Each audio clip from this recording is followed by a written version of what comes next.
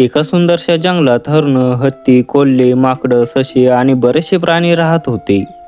पण त्या जंगलात एक मोठी समस्या होती. त्या जंगलात एक भयानक, रागीट आणि क्रूर सिंह राहत होता.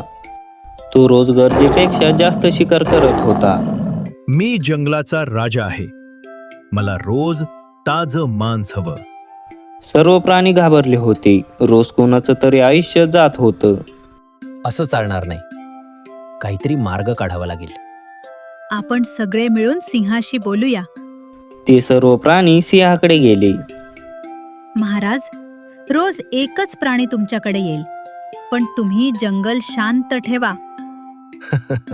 ठीक आहे, पण जो उशिरा आला तो मरेल. असं रोज चालू राहिलं. एक दिवस लहानशा चिमुकल्या सशाचा नंबर आला. बाळा, काळजी घे.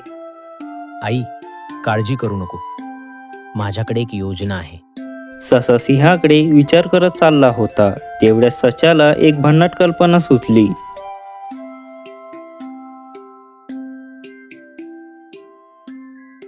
इतका उशीर का झाला? महाराज, वाटेत दुसरा सिंह मला अडवला. काय? दुसरा सिंह? चल, मला दाखव.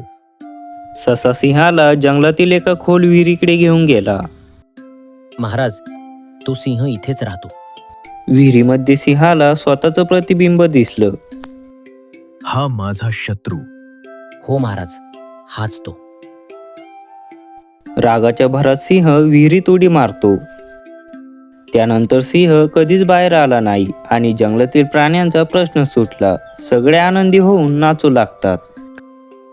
सशाला जय हो. शिकवण: शक्तीपेक्षा बुद्धी मोठी असते. अशा छान छान गोष्टी पाहण्यासाठी लगेच आपल्या चॅनलला सबस्क्राईब करा.